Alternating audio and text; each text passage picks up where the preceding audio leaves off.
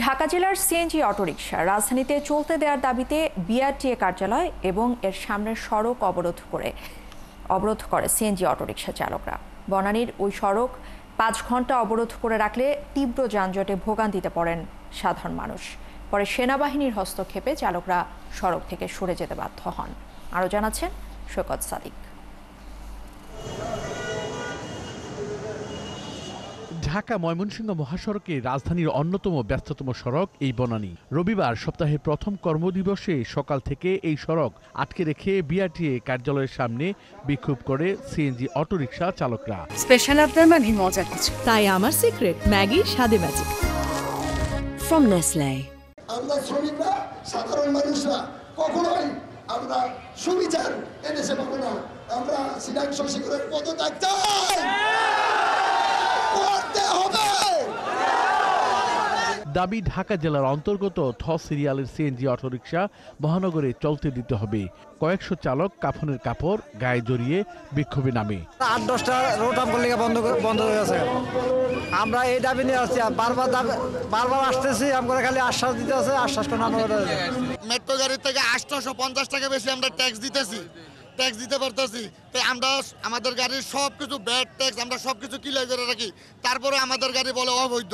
মামলা দিয়ে পুলিশি হয়রানির প্রতিবাদও তাদের মুখে।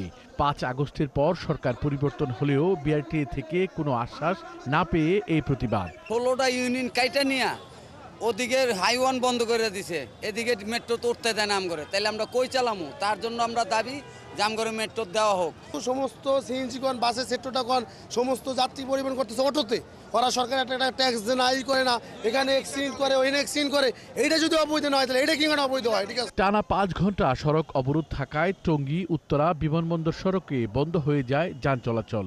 তীব্র যানজটে ভোগান্তি বাড়ে মানুষের। মানে কিছু হইলেই রাস্তা ব্লক, কিছু হইলেই রাস্তা ব্লক।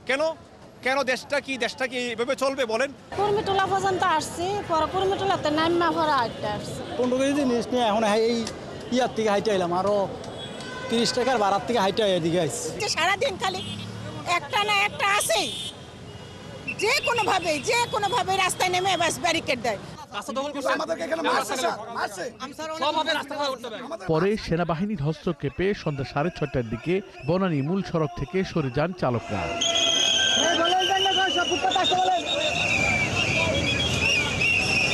বিক্ষোভ ঠেকাতে বিআরটিএর কার্যালয়ের সামনে আইনশৃঙ্খলা বাহিনীর সদস্য মোতায়েন করা হয়। মূল গেট আটকে দেওয়ায় ছুটির সময় বিপাকে পড়েন বিআরটিএর কর্মকর্তা কর্মচারীরা। সৈকত সাদিক, ৭১, ঢাকা।